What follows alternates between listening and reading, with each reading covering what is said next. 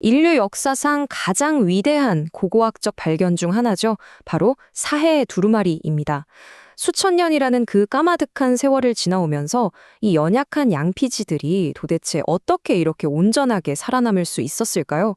자, 이번 탐구 시간에서는요, 이 놀라운 역사적 사료들을 바탕으로 그 뒤에 숨겨져 있던 고대 학자들의 진짜 숨막히는 집착 그리고 헌신에 대한 이야기를 한번 제대로 파헤쳐 보려고 합니다. 여러분, 한번 상상해 보세요. 단 하나의 오타, 그 작은 실수 하나 때문에 여러분이 수년, 아니 어쩌면 평생에 걸쳐 피땀 흘려 만든 작은 물을 통째로 불태워버려야 한다면 어떨까요? 와, 진짜 생각만 해도 끔찍하잖아요.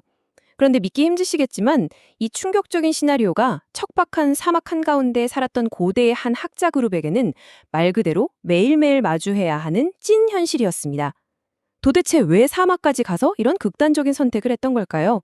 첫 번째, 광야로 숨어든 반역자들입니다. 이들의 그 엄청난 헌신을 제대로 이해하려면요, 당시에 팽팽했던 역사적 배경을 좀 들여다봐야 해요. 당시 예루살렘 성전은 한마디로 부패 그 자체였습니다. 정통성도 없는 하스몬 왕조가 권력을 꽉 쥐고 세속화되어 있었거든요. 그래서 이 타락한 권력에 이건 아니다 하고 강하게 반발한 사람들이 등장합니다. 이들은 기득권이 주는 달콤한 풍요를 싹 다 버리고 아주 척박하고 고립된 쿰란의 광야로 도망칩니다. 오직 메시아만을 기다리면서 스스로를 남은 자들이라고 부르던 진짜 순결한 무리들이었던 거죠. 그런데 여기서 짚고 넘어가야 할 게 있어요. 이 사람들은 그냥 세상이 싫어서 산에 들어간 평범한 자연인들이 절대 아니었다는 겁니다. 이들은 고대 유대교 3대 분파 중에서도 가장 엄격하고 철저하게 금욕 생활을 했던 에스네파였습니다. 특히 이 쿰란 공동체는 의의 스승이라는 카리스마 넘치는 리더를 따르는 제사장 계열 출신들이었거든요. 그러니까 다시 말해서 고도로 훈련된 당대 최고의 지식인들이자 완전 프로페셔널한 전문 서기관 집단이었던 겁니다. 두 번째, 칠무계의 작업실 스크립토리움으로 가보겠습니다. 자, 이제 이 서기관들이 평생을 바쳤던 실제 공간으로 한 걸음 더 들어가 볼게요. 긴 탁자와 잉크병들이 가지런히 놓인 스크립토리움이라는 곳인데요. 여기에 들어가기 전에 반드시 거쳐야 하는 의식이 하나 있었습니다. 바로 근처에 있는 미크바라는 정결탕의 차가운 물로 온몸을 씻어내는 거였죠. 상상이 가시나요? 이 철저한 정결 예식이 딱 끝나면 방 안에는 정말 숨소리조차 내기 힘든 거룩하고 무거운 침묵이 흐릅니다. 오직 펜촉이 거친 양피지를 사각사각 긁는 소리만 울려 퍼지는 가운데 기나긴 침묵의 필사가 시작되는 거죠. 세 번째, 목숨을 건 완벽주의입니다. 이 사람들의 완벽주의는요, 지금 우리 기준으로는 솔직히 상상조차 안 되는 수준입니다. 묵묵히 글을 써 내려가다가 하나님의 거룩한 이름인 야훼를 적어야 할 타이밍이 오잖아요. 그럼 하던 일을 즉시 멈춥니다.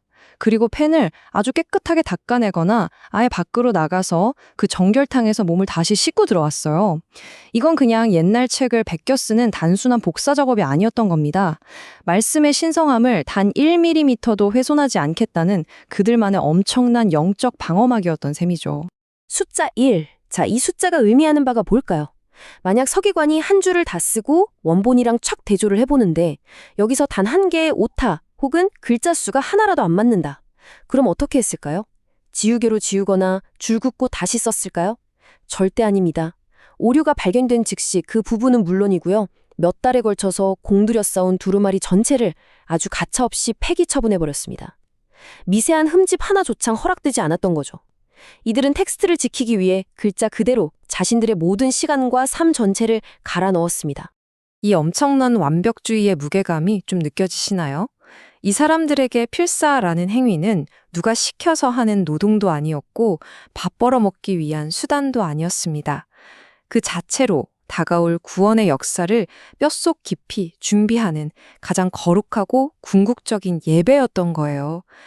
그러니까 펜을 움직이는 그 1분 1초가 모두 기도였고 완전한 헌신이었던 겁니다. 네 번째, 그들이 이토록 말씀을 지키려 했던 이유입니다.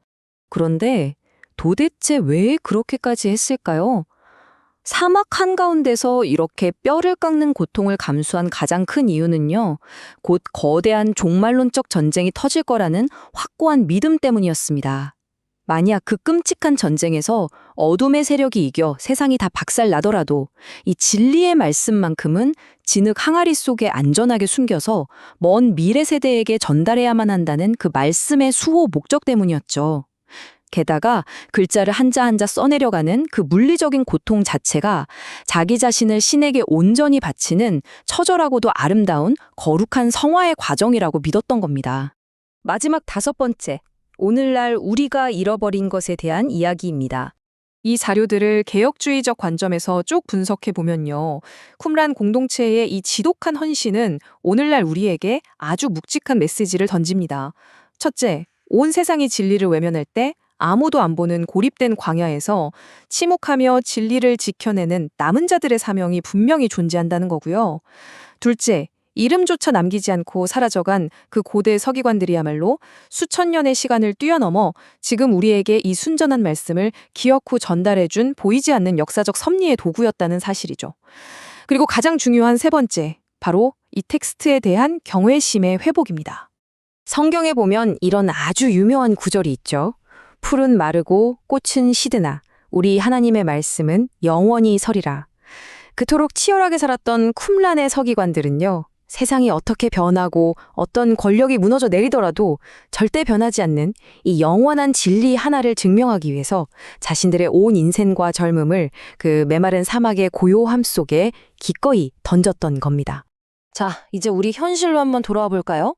우리는 스마트폰 터치 한 번이면 언제 어디서나 아주 쉽게 성경을 읽고 엄청난 정보들에 순식간에 접근할 수 있는 진짜 놀라운 시대를 살고 있습니다. 하지만 여기서 한번 조용히 스스로에게 질문을 던져보고 싶습니다. 우리 마음속에는 그 옛날 쿰란의 필사자들이 글자 하나하나를 적어내려갈 때 가졌던 그 무거운 경외심과 두려움이 과연 조금이라도 남아있을까요? 모든 걸 너무나 쉽게 얻을 수 있는 이 풍요로운 무제한의 시대 속에서 혹시 우리가 진정으로 지켜내야 할 그 거룩한 경외감을 완전히 잃어버린 건 아닌지 한 번쯤 아주 깊이 생각해 볼 문제인 것 같습니다.